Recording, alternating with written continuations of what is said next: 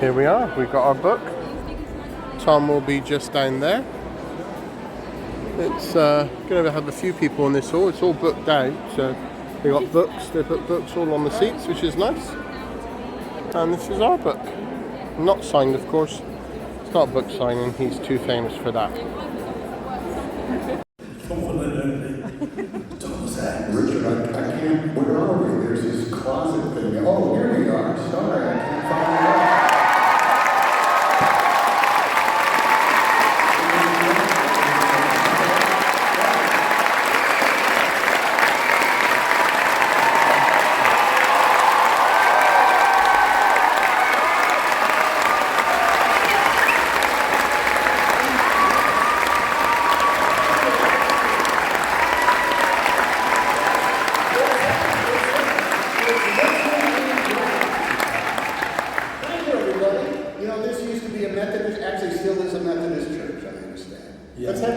Let's hear it for the Methodists, shall we? I'd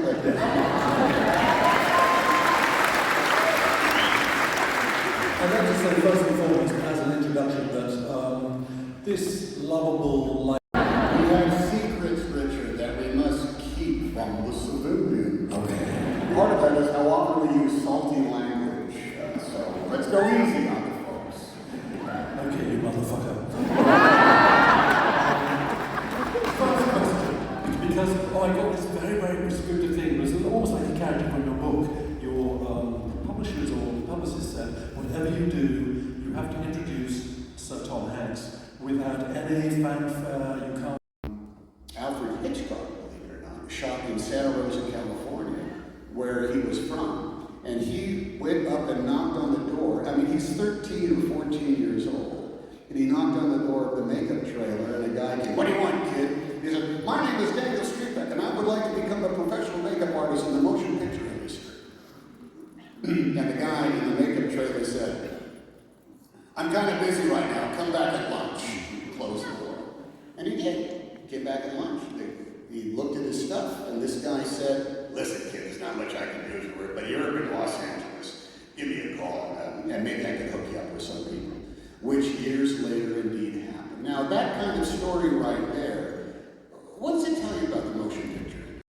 Consider this the Ginger Baker drum solo, and if you just want to walk off, come back when I'm done, Jack Bruce and Eric Clapton can come back when I'm done. By the way, I leave the theater when the Ginger Baker drum solo comes on. Not to take anything away from the greatest drummers in the planet.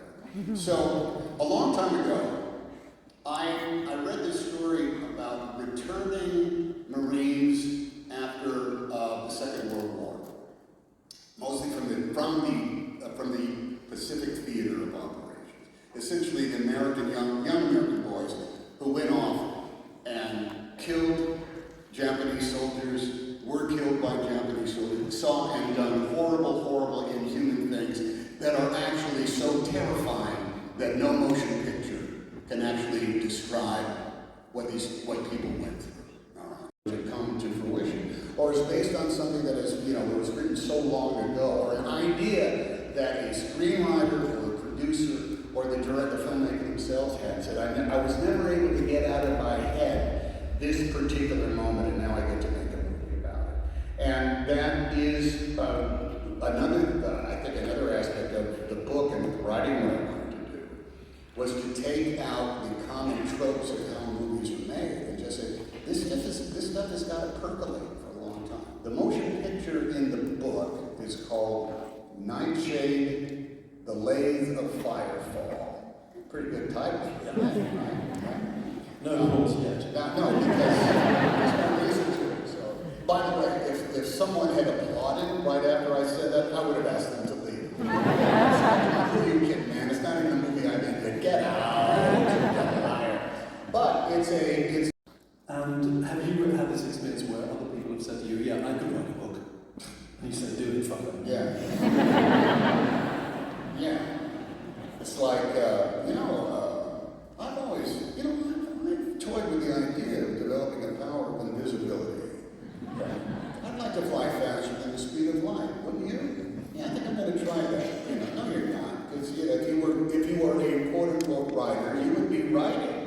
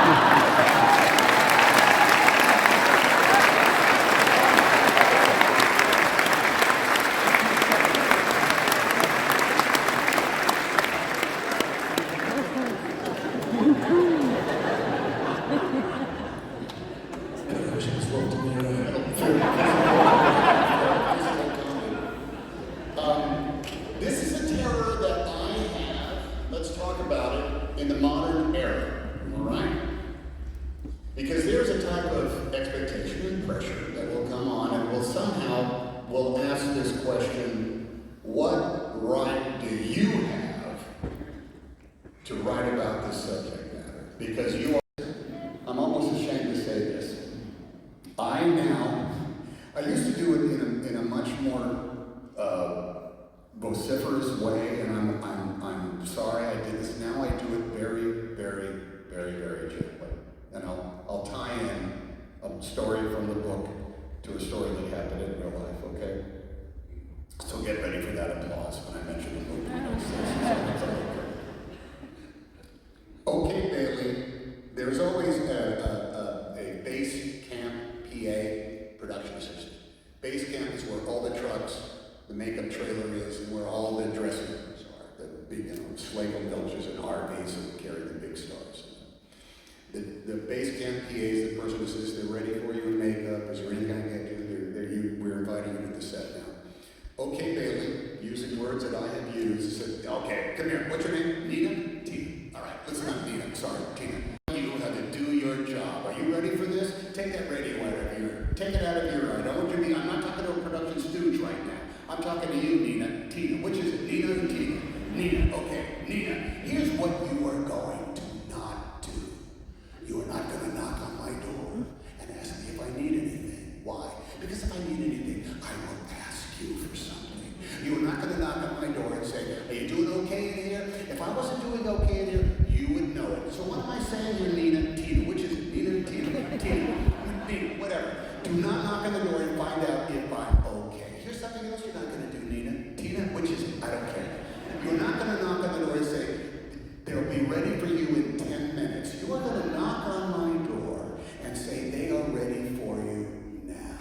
You better make sure that they are ready for me now. Because then I'm going to say thank you. I'm going to close the door. I'm going to take a piss. My joke is like, I've been the babysitter for like 4 generations. Because, you sit down in a VHS thing and I don't know. So I know the union that goes on between an audience member and any movie and other people who are in, because I feel that same way about, any of the great actors and any of the great movies. There is a kind of level that goes on where it just says, oh, this guy who made these movies wrote this thing. And it doesn't really go beyond that, and that's fine.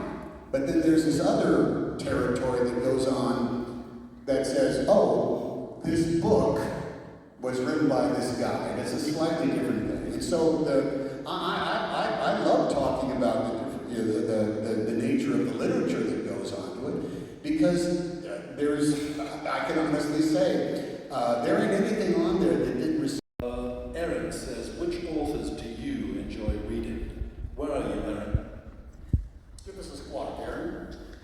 Is it a man? W-A-R-O-N or E-R-I-N? E-R-I-N. Okay, hey Aaron, I'll do my walked out. There she goes. Yeah. Over there. Oh, there you go, Aaron. Currently, I have a number of things. I read a lot of William Manchester for history. I read Bill Bryson for almost anything he writes. His book, Home. Do you know why? This is like not just for Bill Bryson, all right? Do you know why forks have 4 tines in them? No. Because 3 are not enough, and 5 are too many. Daily Mail. Kirk Douglas wrote he was on a TV show called Johnny Carson, and Johnny Carson was the only TV show for a long time in the United States of America, and everybody went on to talk about the thing. Kirk Douglas wrote a memoir called The Ratpicker's Son, his autobiography, and Johnny Carson said, how did you like write your book, Kirk? And Kirk said, well, Johnny, the secret of writing is rewriting. And I'm sitting there and saying, ladies and gentlemen, the literary style of Kirk Douglas. And you know what? The bastard is absolutely right. That's what requires it. And that's the person that said it requires. Is that Andy's question, or was it somebody else? That was Andy's question. Alison Cattle. Alison, how are you? Cattle. He was in the Kasserine Pass in North Africa. Anybody know about the history of the Kasserine Pass? The Fifth Army Rangers were part of what was supposed to go there. Essentially, it was a massacre. The enemy destroyed the American army in the Kasserine Pass in North Africa. He is petrified that he's going to be leading his platoon into another Kasserine Pass. Now, I didn't say that to anybody. I didn't announce it to anybody. But I had that in my pocket, and that came about because of the research background. That is the same kind of writing that goes into writing a book, except you actually have to put all that stuff down somewhere. He had survived the Kasserine Pass, and he was desperately afraid that he was going to make the same stupid mistake now that he did back then. 77. We had all been sort of like hoodwinked to come work at this repertory theater because it was in rotating rep, and the theater needed unpaid interns to change the sets over every night. But in order to do it, we got to be interns. We all got to understudy a role and carry a spear and say things like the Duke does greet you, General, and requires your haste post haste appearance even on instant. We got to say things like that.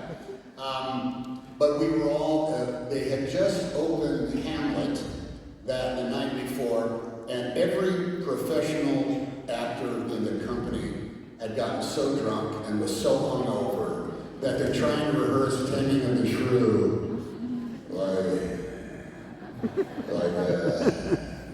is it? What is the line? Where should I? The director. To finish off, there is a man in the room called Joe Trim. Do you know where you are? Okay, I'll give you the intro.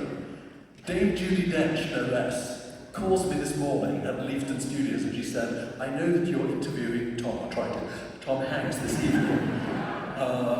My daughter's partner, Joe, is a great fan of Tom Hanks. Can he come and say hello before the show? So I asked Sir Tom, and he said, yes, of course.